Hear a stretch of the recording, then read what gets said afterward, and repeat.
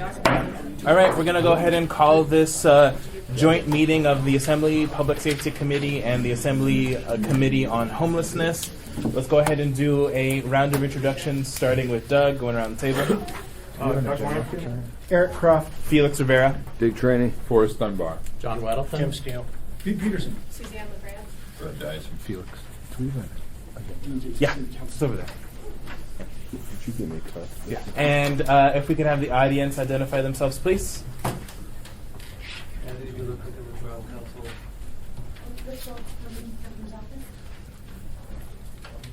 Scott Meiser, I'm with the Fairbanks House Homeless Coalition.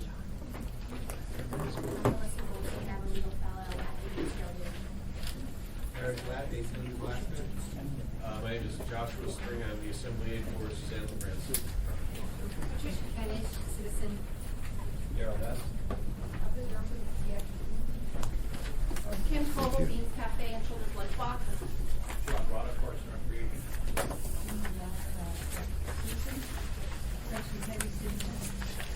Football team, the municipal attorney. Linda Shannon, the new Department of Health and Human Services. Fiona Johnson, Clipper Center. Okay, so for those who didn't get the documents, all of them are on the side table there, along with an agenda. So brief agenda today. As always, as I like to do when we're talking about the subject of homelessness, understanding this is a very complicated and emotional issue, so please, if we could keep our comments respectful and insightful. Difficult combination, I know. Just really quick, big picture. So we're going to be talking today mainly about camp abatement. One part of a lot of different levers when we talk about homelessness, from stabilization in shelters, transitioning into case-managed housing, preventative work, treatment, and the list goes on. So today we're going to be fleshing out resources needed for abatement, but in my opinion, doing this must really be contingent on resources for the whole big picture. So with that, I'm going to go ahead and turn it over to Mr. Falsey, who I believe has a presentation on how we got where we are now. Didn't mean to Mr. Sure, Yeah. go ahead, Mr. Falsey. Didn't mean to oversell Mr. Falsey. Mr. Falsey gave a presentation to, it's hard to do, but gave a presentation to us on the history of the litigation. And so what I'd like to do is just have his assistant, would you mind coming up? And I have his presentation, but really I wasn't asking him to so much do it again as help me do a recap so that we can understand some of that history for those that haven't had it or the public. So without redoing your very fine PowerPoint presentation, we originally had a 24 or 12. There was a 5-day. Well, tell us a little bit about the history. That is, how did the litigation start? My understanding from your presentation, from looking at it myself, is sort of the 5-day got struck down, and that's how we ended with the 15. But there were indications of a 10-day, that a 10-day might be appropriate, both from the municipality's other disposal of found properties ordinance and some of the indications from the court. All right. Through the chair, I will see if I can conjure up all this from memory. I apologize. I did not know I would be giving a presentation today, and I have to leave at 11:10. But my recollection of the history is that the abatement of illegal campsites, the Assembly took 3 bites of that apple. Initially, it said we're going to be able to abate campsites, meaning clean them up, remove the property, and destroy it within 24 hours. That caused quite an uproar. The Assembly then went back and said, fine, we will notice it, and after 5 days, we will abate the campsites. That precipitated litigation. The lawsuit was entitled Engel versus the Municipality of Anchorage. The court, Judge Morris, ruled that was an insufficient amount of time to protect the due process rights of people whose property was involved in the abated campsite. And of note, the court compared the 5-day window in the municipality's ordinance to other timelines in the municipal code. So for instance, took note of the fact that when the police department takes property for safekeeping, they would hold on to it for 10 days. Other parts of the code have even longer timelines. After the municipality lost that lawsuit, there was no appeal. There was some letter traffic from the ACLU at the time that had said perhaps 10 business days would be an appropriate amount of time. Within the lawsuit, I don't remember exactly what the litigation position was. It may have been 15 days, but suffice to say, when the dust finally settled, the assembly revised the ordinance to say if the property that is going to be collected from the campsite is not going to be stored for later collection, the campsite will not be abated until there is a 15-day notice period. What the smallest amount of notice that could legally be offered is an unknown. We know from the court decision that 5 days is not enough, and we know that no one has sued us over 15 days, and there seems to be at least a rough consensus that that is a sufficient amount of time. Whether you could move to 10 business days or 10 days is a question for the assembly and also for the courts to sort out if anyone challenges. Yeah, I apologize for sandbagging. I knew you had only a little bit of time, so I wanted to get you, but I didn't mean to have you do, which you did very well, a presentation off the cuff after just having reviewed it. That sets, I guess, the legal framework. We're here not just about whether we get sued and whether we win, though those are important considerations, but what is appropriate to do. And the reason that I presented this is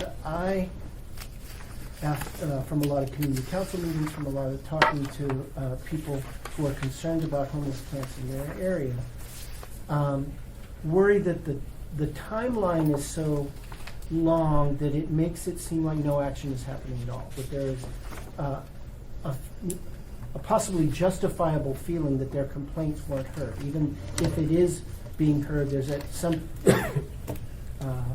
justice delayed is justice denied is a quote from the law, but it can be that when you do a complaint, even if it is eventually acted on, if it isn't in some reasonable period of time, it doesn't feel like it was. And at some point, it really wasn't. So whether we could lower that time, and it led to a very good discussion, which I hope we'll expand on or reproduce here today, about what does the notice mean? How far away can you move? If there have been at least allegations that camps just moved 100 yards away. Again, I don't know how true that is, but that doesn't feel like that something got done. There was discussion about, can you say you have an illegal camp in, say, Valley of the Moon Park, don't come back to Valley of the Moon Park. There was even discussion about, can you do a citywide camp ban, which I just off the top of my head think probably would have a lot of problems. And there's a concern, and I put it in the introduction to it, the memo. I mean, we whether the ACLU were out there or not, we would want to strike a balance between compassion for the people that are in that situation and an illegal and inappropriate housing situation. The ability to have a park that is usable, but the ability for people who are in a very rough situation to have some place to go and live. And I've spent a lot of time since introducing talking about making sure that we have at least the structure and the distinct possibility of some place for them to go. That is, it's inappropriate, maybe even with 15 days, but arguably more with 10, to kick somebody out when you have no reasonable options for them. So all those were concerns as I did it. Appreciate your summary. He did send that to me, and I make it available to anyone that wants it. It sets the legal stage, but we're more than that, right? We're talking about what is appropriate, not just what some other entity might or might not sue us on, or what some other branch of government might say was the right. We want to reassure ourselves that it is the right balance we're striking. So, Mr. Kratz, I have a couple questions. Mr. Peterson, Thank you, Mr. Chairman. And so right now, we're set with 15 days, but that's 15 calendar days, that's not 15 business days, is that right? Through the chair, that's correct, but I'll also remind the Assembly that there are 3 different options. There's the 15-day notice abatement, which is to say, if this property is not removed, it will be abated and destroyed. There's 72 hours, which is a theoretical possibility that allows us to put a notice that the property will be removed within 72 hours and stored. And finally, there's some kind of emergency exception which allows you to do it much more quickly. In practice, the 72-hour abatement is not, to my knowledge, been used much at all. It has been used, but very rarely, because the challenges of storing this material are too high. But anyway, the answer to the question is yes, but it's currently calendar days. And if I could, one more. Has anyone appealed the fact that their camp was tagged and they were asked to leave? Because there is, I read in here, there is a right to appeal, but I don't know. I haven't heard of anyone appealing. Through the chair, not to my knowledge, and I will then also do it to say, as I disappear from the room in the next few minutes, you are also in the capable hands of Dean Gates, who is the attorney who personally shepherded all of these legal changes and the lawsuit through. So you have the real expert, and I can stop trying to tell the story. Okay. If I may. Sure, Mr. Gates. Thank you. I wanted to add about appeal. So start. prior to that ACLU lawsuit, was in the process to appeal to the AHO's office here on 7th floor. And we had an expedited, we have to have a hearing within 5 days and so forth. After the lawsuit, we revised the code, the process we just described. The appeal process is now, appeal goes from notice to courthouse. So no matter that is happening, as far as I know. I think that's more of a court process for persons to follow than the process we have in place with the AHO's office. That's what we have. Thank you. Thank you, Mr. Peterson. Mr. Steele? Do we, when we clean up the campsite, do we store what we clean up? And if so, for how long? One person's treasure is another person's trash. But, they were complaining about IDs being lost and things like that on this cleanup. And I just wondered, do we now currently store things for a period of time? I think that was best answered by APD and Parks, but I believe the preview is no. We are not storing anything because the practical difficulties of cataloging and storing this stuff. We just really have no place to put it. And storage space. And a lot of the material is Hazardous. It's hazardous. Okay, well, that leads us in a direction of what kind of solution we. Yep. Thank you, Mr. Steele. Mr. Dyson? So I'm perhaps like others are new here, trying to play catch up. But I would assume that the rules is a little different if it is private property or if it is a park where it is illegal to be there after 9 p.m. or something, that the requirements for removing trespass material are different. Tell me what's... Dean should tell you, but on private property, I think you can evict just right there. You have no right to be on my property, you can leave. Public property is, illegal public camping is what we're talking about here, but Dean should do that. But if I may follow up. Mr. Dyson's correct. Public property and private property are completely different situations, different law that applies to trespass action. I mean, if someone were camping in my yard, I threw away their tent, then it would be an action between that person and myself. Private action for conversion of the property. So, nothing to do with this abating the process. Yeah. If I may the person who trespassed. follow up. But practically speaking, if it's your house, that's fine, but there are large tracts of property, private property there, nobody living on it, so on and so forth, and you could, and so on. But Valley of the Moon Park, I would think that it's not only illegal camping, but it's being in a public facility past the hours where they're supposed to be. So it's breaking a more higher priority law, if you will, and all of us are concerned about kids and others wandering around in the parks at night thinking there's nobody there, you know, and so on. So I would think we have less restrictions on what we do with the trespass property if indeed they're there illegally, not just period, because of the time restrictions and so on. Yeah, sure, Mr. Gates. I would just add, Title 25 has a prohibition on camping on public land or in parks after hours that are posted. It's a $75 fine. Issuing those citations to people engaged in that activity, I don't think it's been very effective. That's why we have this different approach, even on side being. I don't want to belabor this, but Yes, you do. what we're talking about is, what do we do with the property? Do we have less responsibility to the owner of the property when they are camping in a spot that's precluded by law, like the park? Well, all of these, almost all of them are illegal camping and, for a significant amount of the time, illegal presence. So I think it's both. I think, you know, you have a right to be in the park during the day, but they're staying at night. And as I think Dean said, it's 10 o'clock, you have to leave if they have a camp. I don't know that we do that so much as say, this camp needs to go, this process. I may still be missing you, but I think that's the answer. Nothing further, Mr. Dyson? All right. Ms. LaFrance. Thank you, Mr. Chair. In the last meeting, an example of a homeless camp near a school was brought up. And I was wondering if I could get clarification. Would that be an instance where the 24-hour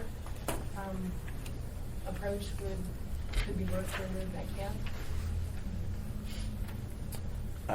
Is there someone from APD that could answer that? Well, I think Dean.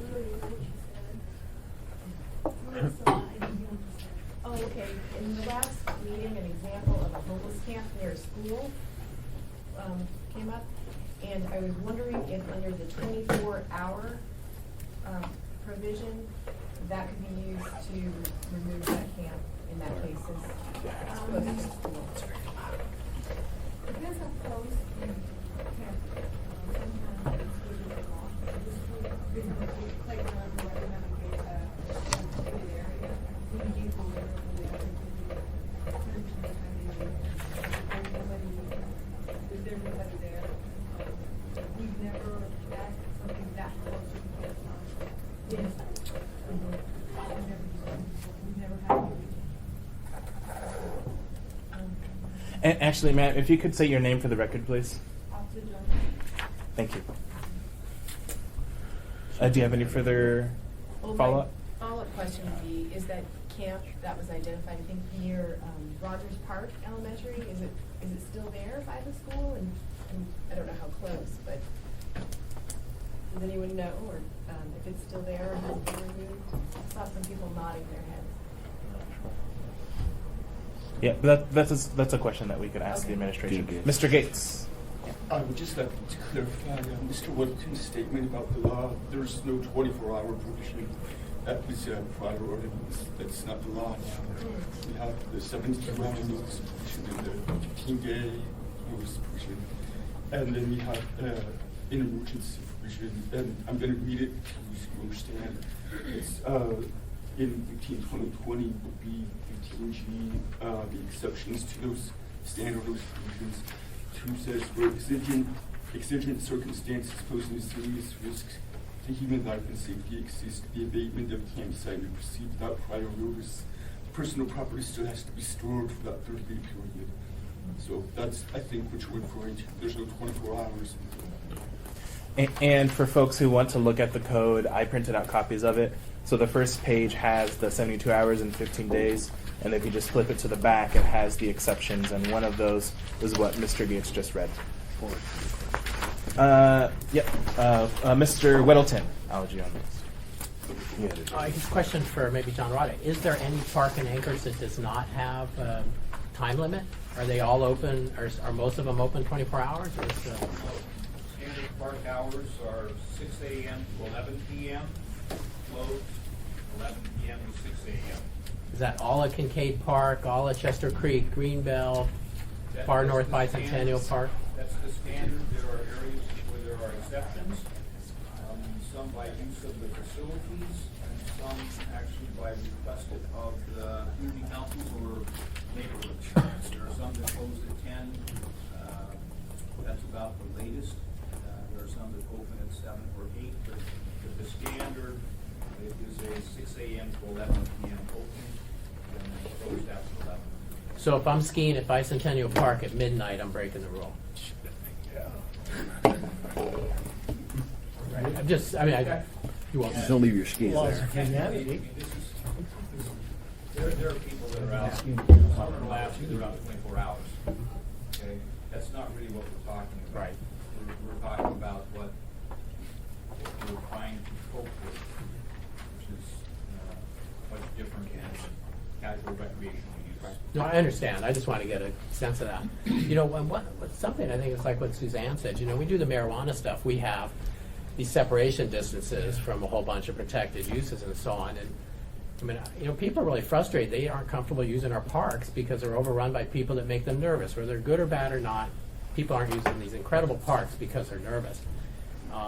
And maybe we need to have different standards within spheres of influence, kind of like we do in marijuana. If you're inside of a school or something like that, it's a different rule. You got to go. You got to go right now. Pack up your stuff. And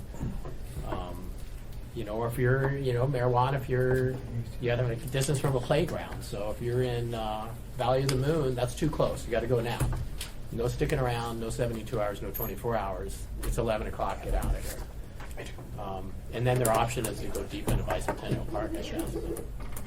Anyway. Yes. Yeah, thank you, Mr. Whittleton. Mr. Steele. Yeah, just a point to make. It doesn't matter how close you are to a school or anything. I remember when my kids were young, they would walk down to Valley of the Moon Park as a class and spend a part of the day down there. They're accessible at any authorized time. I never cared whether it was 11 o'clock or 4 a.m. 4 a.m. They're used by the public. It's public property, and these people are members of the public, but it's not a campsite. It's not a designated campsite. They're not using it in that manner. We ought to be able to give reasonable notice and protect their goods if it's a short period of time. I think that a reasonable notice and not protected if we're giving a more than reasonable period of time. They need to know that there's a risk of leaving your valuables there if you camped there illegally and left for the day or something. Anyway, it's a dicey situation, a lot of variables, but we've got to do something. So. Thank you, Mr. Steele. I think we're all in agreement there. Mr. Dunbar. Thank you, Mr. Chairman. So I am trying to look through this code and also the new ordinance and I apologize if I'm just not seeing it, but we've been talking about 15 business days. Is that right, Dean? For the current, is it 15 days or 15 business days? Currently, it's 15 calendar days. Okay. Before the last year we changed it, it was 5 business days. Okay. But now it's 15 calendar days. Okay. And I think Mr. Cross organized this 10 calendar days. Okay, great. Yeah, because looking through here, I didn't see business days anywhere, so I was confused why that kept creeping into our discussion. But that's good. There's as everyone here knows, kind of regardless of what we do, there's a huge difference between 15 calendar days and 15 business days. Or 15 calendar days can be shorter than 10 business days, right? If we're doing this practically speaking, or it can be right around the same length. Yeah. Anyway, I would just thank you for that clarification. That's all, Mr. Chairman. Thank you, Mr. Dunbar. Mr. Croft. So, Mr. Rodham, maybe we'll have you up generally, but if if I have the legal 15-day abatement, and then, and so we have the authority to dispose of all of that, and most of it is in a condition where it doesn't appear valuable. Is there any practice if you run across something that is clearly valuable, a jewelry box, a wallet, a Gold set of medal? pictures, Or Purple Heart? Purple Heart gold medal? Is there any different procedure for something so clearly valuable that we set that aside, or is it all just and would you mind coming up to there maybe a couple other questions?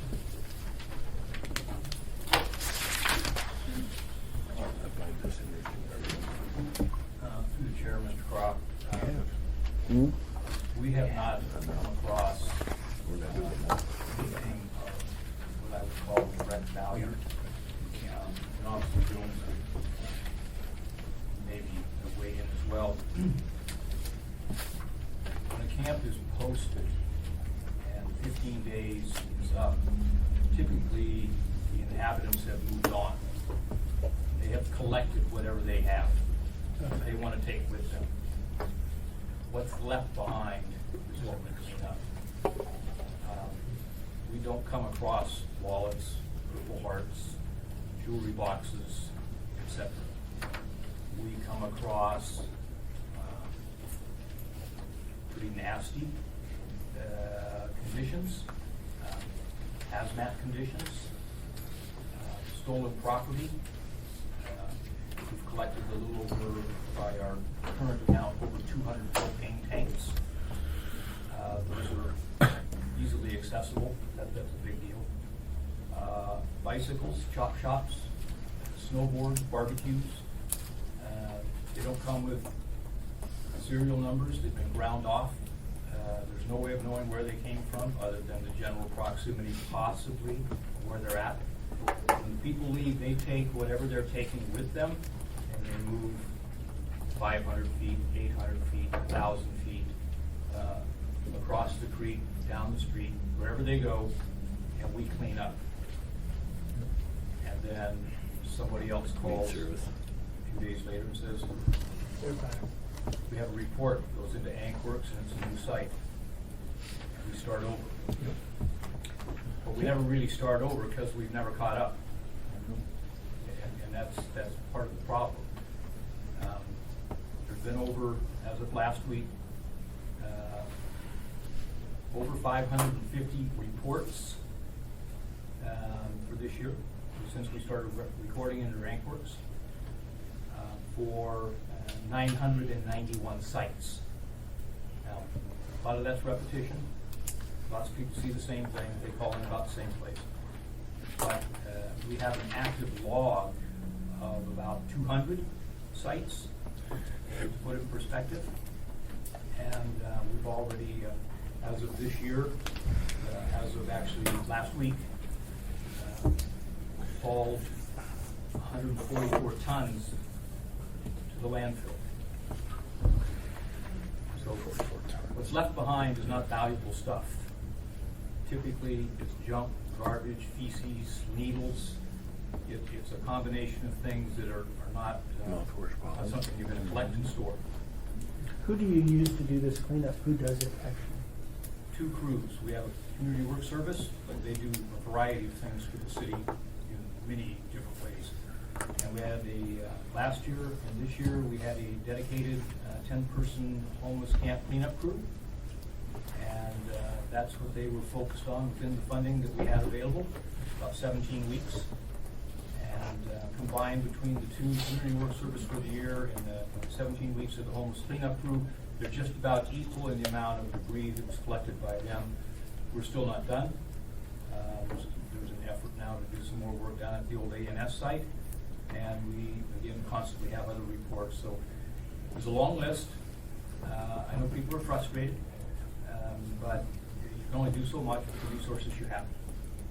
And it's pretty broadly spread around this city. Final question, I'll go back to the queue, but, and I've heard from talking to the municipal prosecutor, Ms. Lino, that there may be a way to get you more of the community work service people, that you and she might be talking about how we could send more community work service your way. Is that a discussion that's going on? There was a meeting, Nancy, what was it, 2 weeks ago? Maybe what it was, we were in that, talking about different, possibly different tools, constructing new tools, additional crews, working with the court system, working with the prosecutor's office, working with the funding that we have in hand for homeless cleanups, and trying to figure out how to massage that instead of having a crew. Possibly, if there are more community work service participants, then we would create teams and take those numbers instead of having. And I should probably clarify: community work service is not consistent. Mm-hmm. You can have one person one day, you can have 8 people another day. There's nothing, you can't count on a number. You get what you get. These people report because they have hours to serve. But the intent or possibility of the conversation is that if there are more people directed from the courts to do community work service, we would have more bodies, not knowing exactly how many, but let's say we have 20. Well, that's the equivalency of having 2 crews, which doubles basically our efforts. We get more, we would train up, possibly even get, who knows, maybe 3 crews. But there's no guarantee, because they're going to come from the court system to the community work service program, do the hours. It would be our responsibility to direct those people based on that long list, and then just continue what we started. So, Mr. Weddleton, did you have a question for Mr. Rada? No. Okay, so I'm going to come back to you. Sure. Mr. Steele. Yeah, John, I know it's a big task. I guess the first question is, how long does it take you to get to it after that date goes by? Are you on it quickly, or it's just when you have the resources to do it? I know people don't want to hear it, but the list is very long. Some sites, you don't walk in one day and clean it up. You can be there a week. Some of them are truly of the magnitude that, and you have to be, the other piece is you have to be careful. Because we're dealing with unclean conditions, unsafe conditions, you have to be aware of what you are actually getting yourself into. You have to have PPE provided. So when you're dealing with sharps, broken glass, feces, bed bugs, there's a lot. So you don't just randomly jump in, and start doing stuff. So you have to exercise caution, and try and do it as quickly as possible. But the amount of materials that are oftentimes in some of these camps is well beyond what you can imagine. Tools, vehicles, are those things available? What do you mean? In order to get into it, haul things off, front end loader, that type of stuff. We provide Shovels and rakes. through our resources, right? Through Parks and Rec and Community Work Service, we provide the tools, Gloves. the trucks. Yeah, we have to do that. But I mean, it's not a hindrance to operation to use your vehicles for that, as opposed to hauling fertilizer for a park, a ball field or something like that. No, we have enough vehicles, and we dispatch the crews. It's just something that we do. It's part of the mission. Big job. Thank you, Mr. Steele. Mr. Dyson. As usual, John, you have my sympathy. It's going to be really an rewarding job. Can you give me just a back of the envelope estimate of what it costs per year to do all the cleanup work you're doing? Probably back of the napkin would be with vehicles, labor, materials, landfill costs. It's running probably close to $200,000. Yeah, respectfully, I think that's way underestimated. But be that as it be. So, in previous conversations I've had with Nancy on the homeless problem, I understood what I was told.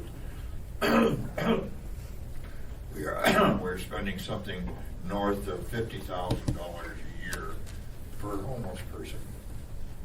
And she informed me that there was a floating population of somewhere around 900. Now, the mayor has told me, the 50,000 figure is for the 400 hardcore homeless.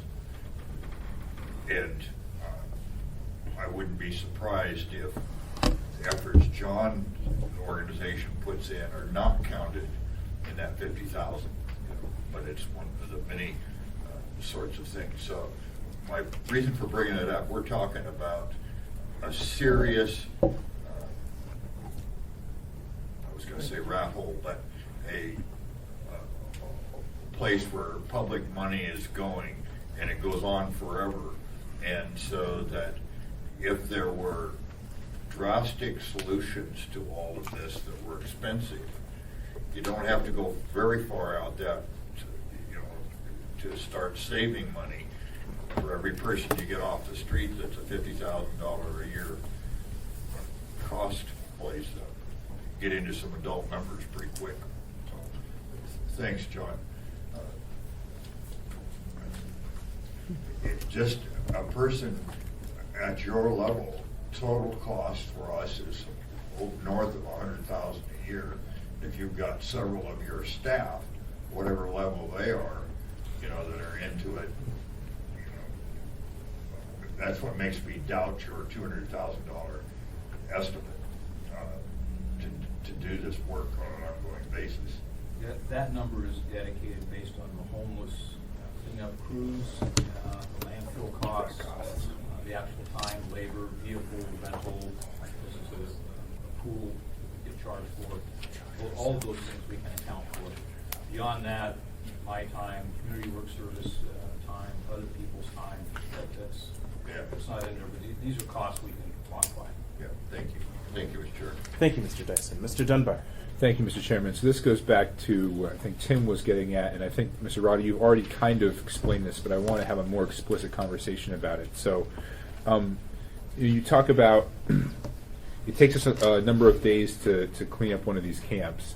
And I assume because the list is so long, it takes us a little while to get out to that camp as well. So I think what you said is that, when that 15-day notice runs out, it's typically you guys aren't there on that day. Am I mistaken on that? We try to stay abreast of the abatement timing. Okay. We know the camps, particularly larger ones, and those that are more recognizable, call it by, say, size and volume. We hear a lot about those. We work with APD, the CAP team, and make sure that in fact the notice is correct. Sometimes there's gray area, but most of the time we know. And we go back and visit that site to make sure they left. And depending on if we can address it immediately, we'll try to do that so that it just is gone. On the day that notice expires. All right. Okay. We make an effort, if it's possible, with the resources we have. Great. Okay? To try to stay abreast of it. But figure out very quickly you can't. Right. Okay? And so I think that's the heartburn with a lot of people, is that the camp is there, the abatement's there. If it's posted on ambulance, it's got a whole list of all these things. Sure. And then people see it hasn't been done. The other piece that often comes into play, quite honestly, is that there are priorities that are established by people above me. There are common denominators, unfortunately, 3rd Avenue. When you get down to Dean's and Brother Francis, you've got the ANS, the old ANS site, the Bluff, down by the RV park.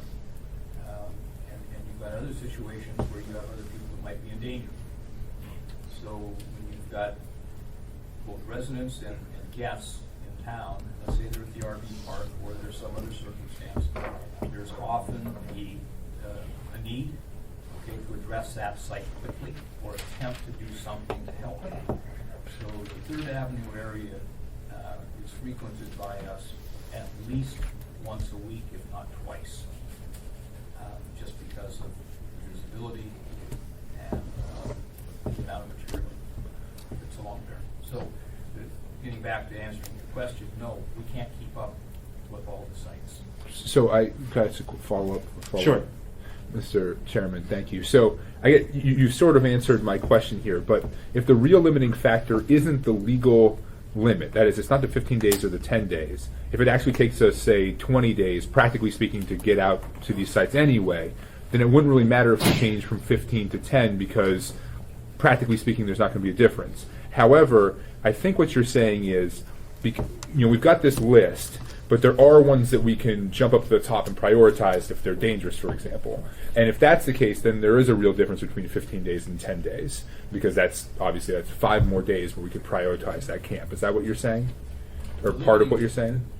The limiting factor is bodies. I mean, whether it's 5 days, 10 days, 15 days, it's the bodies to do the work. But that sort of militates against us passing this ordinance, because what you're saying is it doesn't matter if it's 10 days, it doesn't matter if it's 5 days, it doesn't matter if it's 15 days, it's the number of bodies. But I think that probably the sponsor of this ordinance would interpret it as, well, no, that's not true if we can make priority decisions like you're saying. You know, you can argue it or debate it any way you want.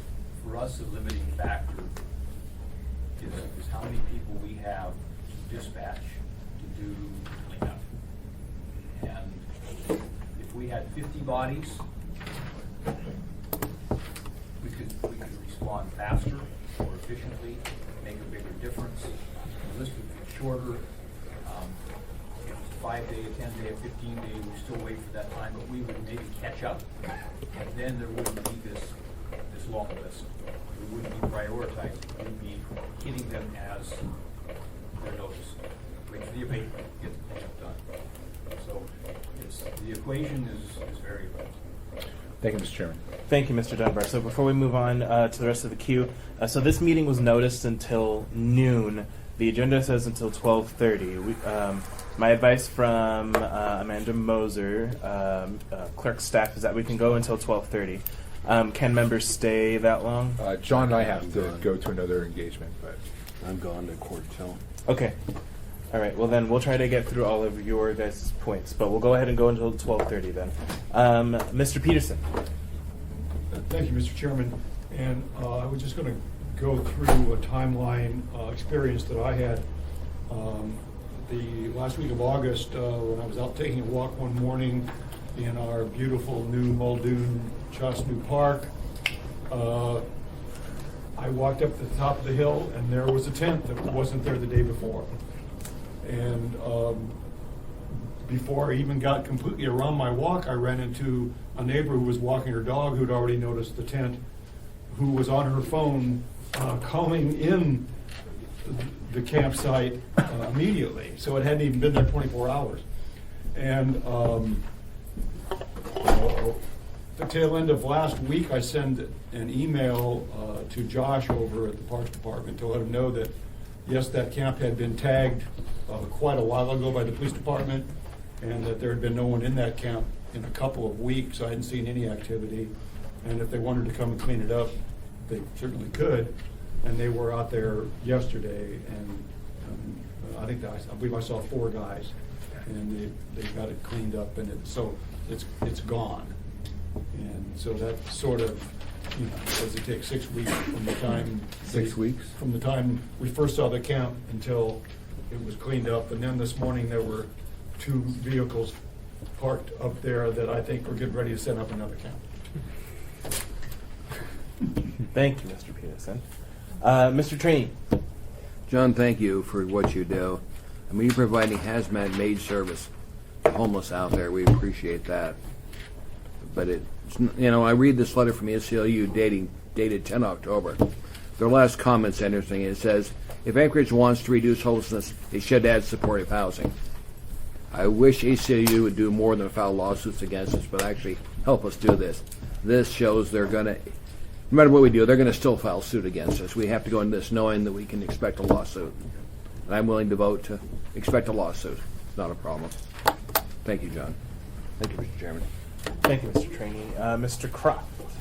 So there was some talk earlier about paying homeless to clean up homeless camps. Is that part of your crew? That Okay, I'll track down whether I just misunderstood or that happened.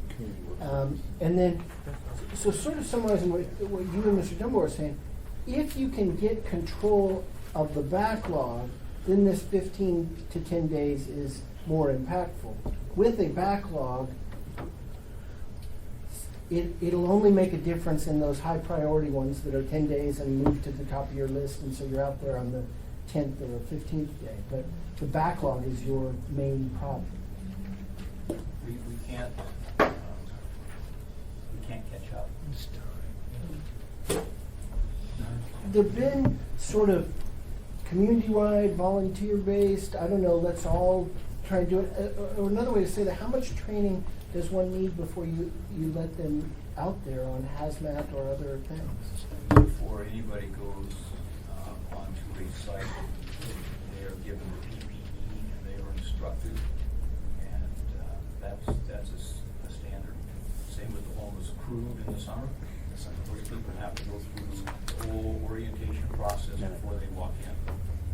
Yeah, and to clarify, when you say the homeless crew, it's the Homeless cleanup crew, Yeah, thank you. dedicated to that versus community work service Yeah. participants. so they're not homeless. Is it a day of training or 2 hours or 2 We weeks?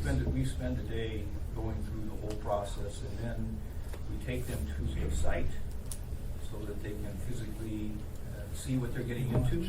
And I will tell you that Some never come back. the crew doesn't always stay with the first 10 you hire. There are people that will go to the site, and this has happened the last 2 years. It's not for the weak stomach. So just be clear. You lose a lot of people on that first run. First week, you typically lose 2 or 3, and then we backfill with others who've been doing this as part of their regular duties before the homeless crew started. So for many of our staff, this is not new. We've been dealing with this for a long time. It's just that it's grown to the proportions, and hence the cleanup crews. But no, they have to be shown what they're getting into, and they have to acknowledge what it is. They need to know how to use the instruments that we provide, the PPE, and deal specifically more so with sharps, the hazmat, the PCs, and things like that. So. Thank you, Mr. Crofts. Mr. Steele. Yeah, you used to have volunteers in the alcohol industry. Do you still? We have not worked with Ed O'Neill for some time, with ARPA. Yeah. They were involved, but not quite to the extent that we've been engaged. On a lesser scale, they would get into areas that were not quite as disgusting. It used to be the problem. It used to be there was a lot more alcohol involved with it. I'm not sure if that's the case now, but the thing that worries me is that they have migrated into green belts along Northern Boulevard, going down the hill at Forest Park, back up in the dense vegetation that could only be seen from the houses up above. You couldn't see it from the road, and there was a camp in there that was hard for them to find and hard to get to, but the people above were certainly upset about it. We heard it a number of times at community council meetings and stuff. But anyway, we need to get a handle on it. We need to find take some steps one way or another.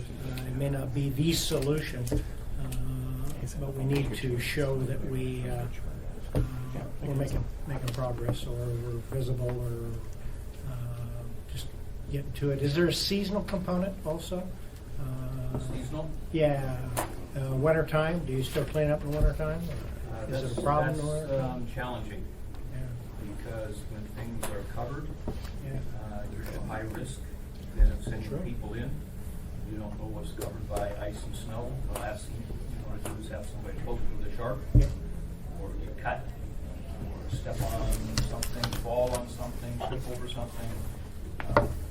Our efforts are focused from, say, approximately 1 May, depending on spring.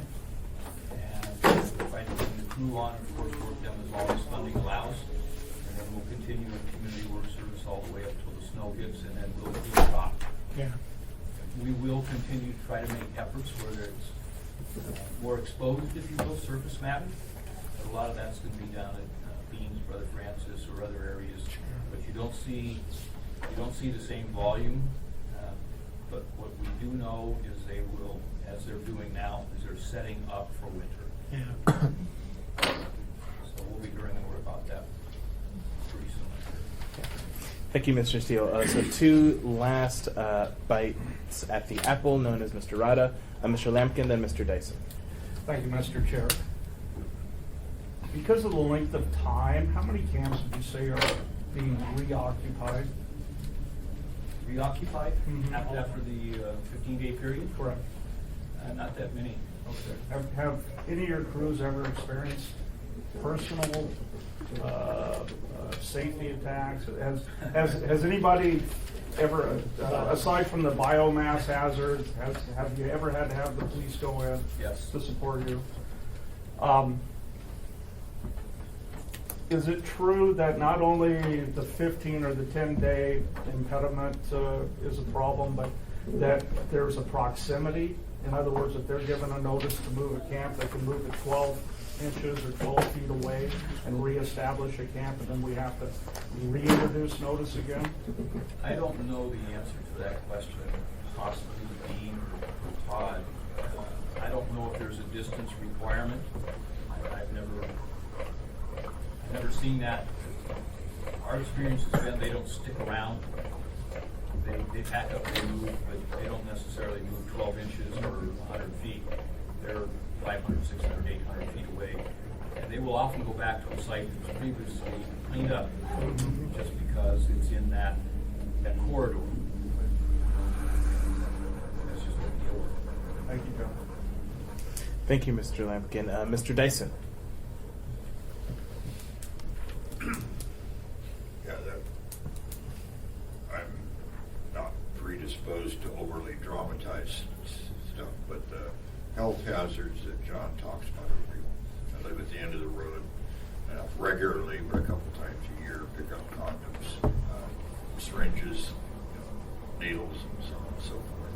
And the risk of liability, using volunteers is a real one. I think I was on this body when the Francis Trader decision came down.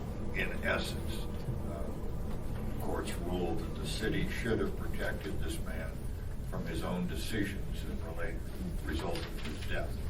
And those are tough ones. But out of that came the Community Service Patrol, for lo, these 30 years, traveled around every night picking up people who are vulnerable at very significant expense. And so that's what losing the liability thing.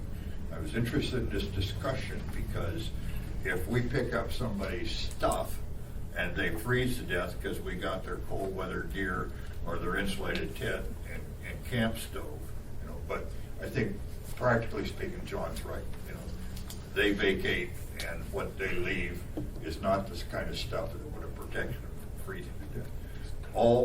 Many times in the decisions we have to make that are policy calls, it's not clear what's right or wrong. Often it's a triage of what are the most important rights to protect. I am a fan of the ACLU, particularly historically, and they're wanting to protect that private property as a legitimate sort of thing. We are here because we're wanting to protect public safety of the other folks and the significant impact of homeless people camping and restraining other people's activities and their peace of mind, impact on the appearance and so on and so forth of our community. I end up agreeing with our chair saying, if you're going to sue us, we're picking up the kind of stuff we have, go for it. We'll see you in court, and so on. And that's not to disparage the ACLU, but I think Mr. Cheney is right. We can't let that risk keep us from making a principled decision, which I think Mr. Croft is after. And a subset of all this is we all know that ultimately we've got to do more, probably some very profound things with the homeless issue, but this is a very narrow one, and I think Mr. Croft's, there's no downside. to it. Anyone that's been around law enforcement know there's laws that are seldom enforced because there's not an overwhelming need to do it. You know, I've never gotten busted for being 3 miles over the speed limit. I have for being 35 miles. Yeah, so, yeah, thank you. Thank you, Mr. Dyson. So speaking of the ACLU, would someone from the ACLU like to come up and just review this letter that was sent to the body? Hey, Felix. Oh, I gotta yeah, straighten and out. actually, sorry about that. So you can go ahead and take a seat, Mr. Reynolds, and then Mr. Weddleton. So I won't be here for the answer. That's really frustrating. It's taped. I'll listen to the tape later. But, you know, I think one thing, just in the first line of this, you see it's submitted by Assemblymember Croft. So what we know is he started out with something that seems very simple, but will be very, very complex, and we'll get to it in 6 months. If we are going to rile up Casey Reynolds, I say we really rile him up and make some difference, because I think the 10 days is not enough for the public to say, oh, okay, I feel good about things now. Because people are afraid to use our parks, and it is wrong. And we need to do some, and I'd look for something much more extensive. If we're going to do it, let's rile them up good and say, we don't want these people inside of our playgrounds. We don't want them inside of our schools, and they'll have to find somewhere else to go. And we got lots of parks, and they can go squeeze themselves into some little nook and cranny somewhere, but I don't want to see them when I'm biking down a trail or going 50 feet off a trail in a major park. It's disgusting. It's bad for our city. And I'd like to, if we're going to tackle it, let's tackle it much more significantly than this. And I appreciate you bringing it forward, as all your others. And let's dig deeper and make something significant. You want to complicate it again? Sure, well, you're good at that. All right. Thank you, Mr. Weddleton. We all All have right. our skills. All right. So, Before you leave, can I just address this point? sure, Mr. Reynolds. I'm a little bit disturbed by the idea that we don't want these people in our public places like our schools, considering a certain number of them children. We think in schools is exactly where it should be. On the letter, you have it, I think it's fairly self-explanatory. There are some a point of it that I do want to amplify, which is obviously homelessness does not exist in a vacuum. There are policies that the administration and certainly the Assembly has been supportive of over the last 2.5 years in the work that Ms. Burke is doing on that. I want to be clear that that is not going unnoticed by the ACLU, and like we are simply a nonprofit. I know the administration likes to cast it as though we control civil law, which is actually what they're putting in their email to constituents, the ACLU civil law. We don't control the law. We're a nonprofit, and we can choose to sue or not sue or take any action as we see fit. And I want to commit to this assembly that we will and are taking notice of the fact that the city's position on homelessness and identifying, connecting homeless people with resources and finding housing for homeless people as it becomes available is not going unnoticed. So I disagree with Mr. Trainey's point that the letter in some way commits us to a lawsuit. We will evaluate what you guys finish, and you're all legislators. You know that that can change in a heartbeat. Mr. Weddleton wants to go down to maybe 5 days, which has already been found to be unconstitutional. You could take it back up to 10 business days, which would change the dynamic. So we can't commit to whether we're going to engage in any legal avenue before we see a finished product. But I don't want the impression to be given that somehow we've already committed to that. Homelessness is a broader subject, and within the scope of our organization, we will look at everything that's happening, and I want to commit to you that that is going to happen, and we're not strictly going to look at one section. Okay. Thank you, Mr. Reynolds. Any questions for Mr. Reynolds and the ACLU? Mr. Chair. Sure, Ms. LaFrance. Actually, yes, thank you. Mr. Reynolds, I mean, would you address the issue of schools and playgrounds? Because I do share Mr. Weddleton's view that, you know, these are areas where children are present. I know you mentioned well, actually, would you clarify your reference when you said they belong in schools, or? Well, a certain number of homeless people are children. Okay. We should want them in schools. Of course. So the idea that these people should not be in our schools, I think is a troublesome statement. Well, and just to follow up, Mr. Chair, I Yep. mean, the reference talking about would be a homeless camp of adults, presumably near a school. Because I share your view, if there are homeless children, they belong in school and belong in a home and fed and cared for. I think we all share that view. Absolutely. I'm not sure what the question is. Well, thank you for clarifying that part. The question is, do you see a way to approach schools and playgrounds by, having a set distance where, they. Well, we would have to do additional legal review on that to see. Our first fidelity is always to the Constitution, and if there's some constitutional law that tells us that would violate people's rights, we would have a responsibility to defend that, particularly amongst people who have the least resources to defend those rights for themselves. So, and I do know there are concerns about, are the policies de facto criminalizing homelessness rather than somebody being in the wrong space? And I know from my own personal work experience in planning that sometimes when you start drawing these radiuses and then they start overlapping, you get to a point. I worked for one city where they were wanting to have a certain radius around churches and schools where you couldn't have a strip club. Then they wanted it to be a 5,000-yard radius. And when you started drawing these circles around the community, all of a sudden there's nowhere in the community for it to be. So you have de facto criminalized that activity without actually criminalizing. So we would have, aside from the reviewing the idea for its constitutionality, I think some of the facts in terms of how big that radius is, where it is, what the impacts are, would all be matters of fact that we would have to review, and you would have to present something, and we could give you thoughts on it. And thank you, Ms. LaFrance. I know sometimes Mr. Reynolds sounds like he is an attorney, but he is in fact not. Does Mr. Glatt have any opinion on the matter? To add to what Mr. Reynolds has already provided, nothing specific. Okay, thank you, Mr.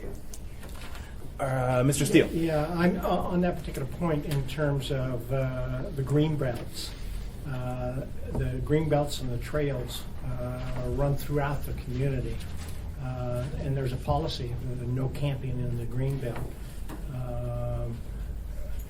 Do your comments in terms of the notification and whether or not they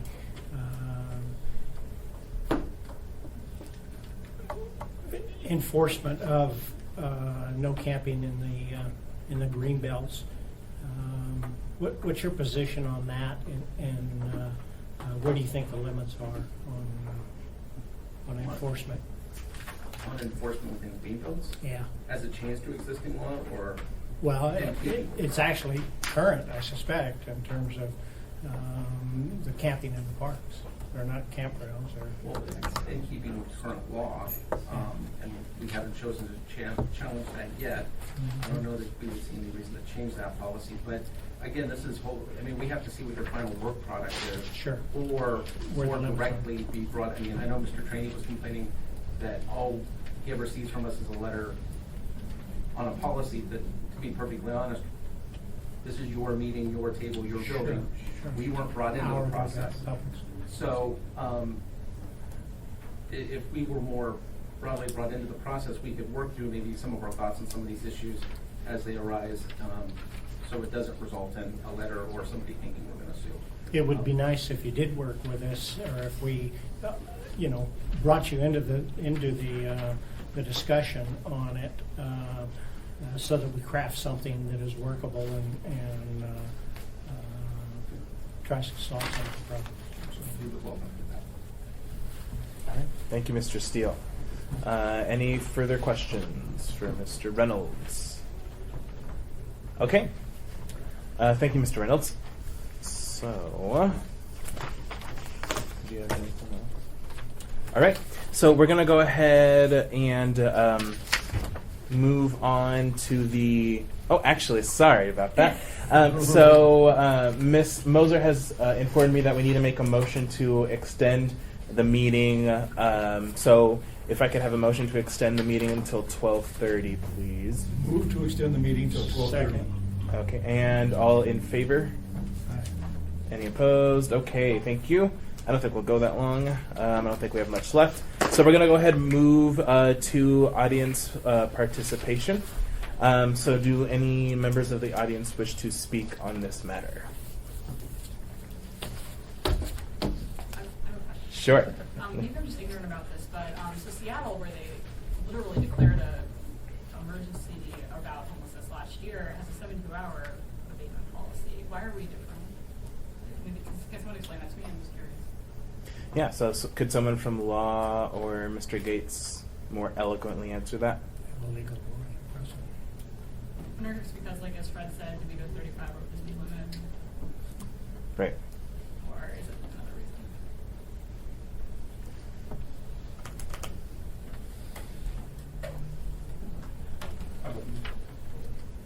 I don't know why. We have what we have. Our ordinance developed through a process we had at the time. If I recall right, we looked at a whole bunch of jurisdictions. So, I mean, we chose what we chose based on our circumstances here. Okay.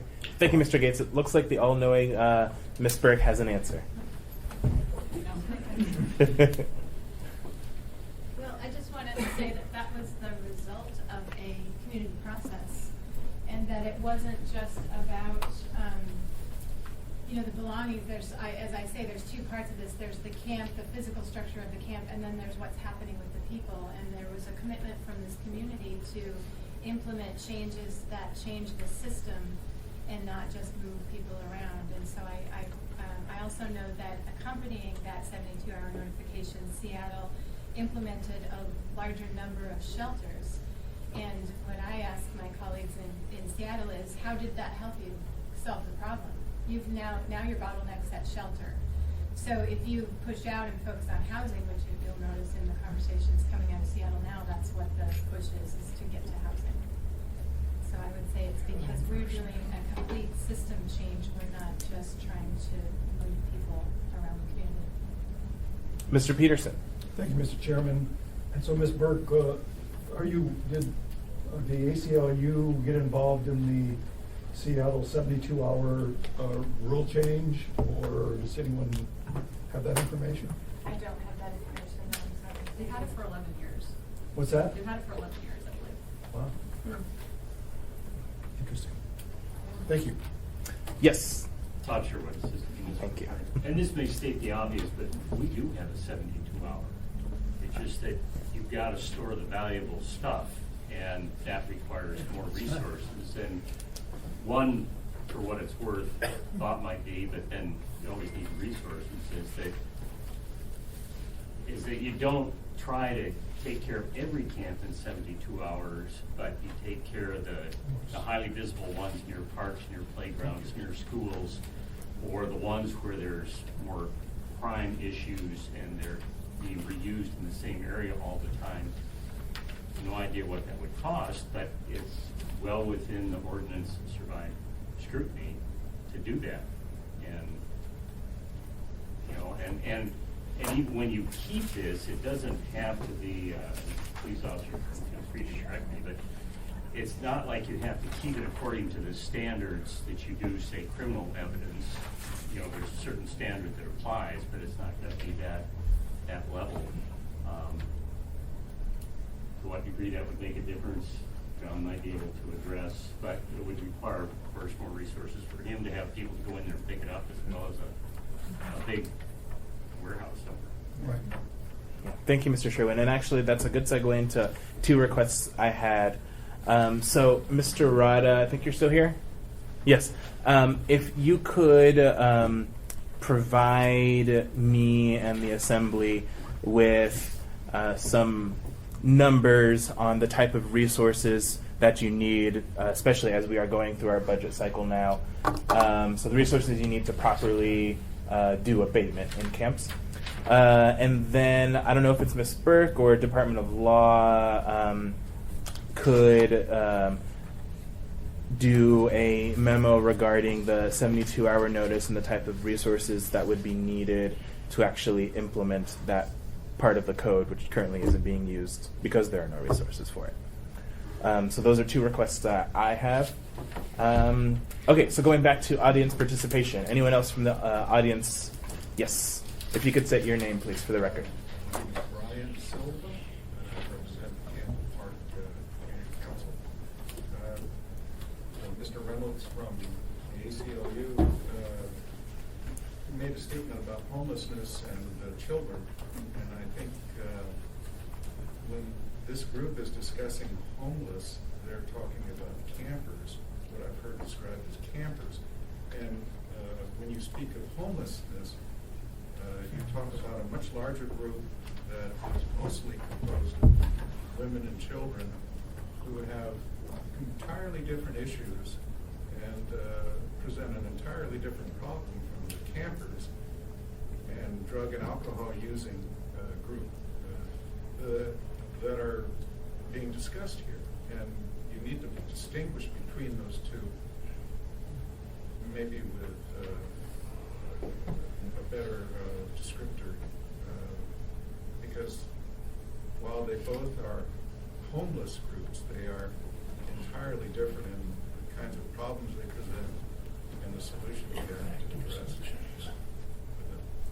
Yes, thank you. Right before this meeting, I had another meeting where we talked a little bit about those differences, and hopefully with some of this additional information on how we can maybe use the 72-hour additional resources, we can start to develop policies that really affect the two different populations. Yes? My name is Corinne O'Neill. I'm the Supportive Housing Division Director for ROCAP. And for years, ROCAP did homeless camp outreach, and unfortunately, we're not funded right now to do that service, so we are not doing it. But on the comment of children and campers, in our experience, most of the families that we find in camps are camping legitimately paid in Centennial Park, and when that closes down, there's an issue there.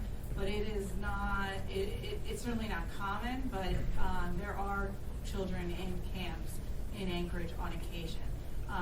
The school district does some great work to reach out to them, as does many of the providers like Catholic Services and ROCAP, to move those families rather quickly. But there are instances of families that have been found in camps on public lands. Thank you. Anyone else like to testify? Okay, seeing no one else, are there any final member comments?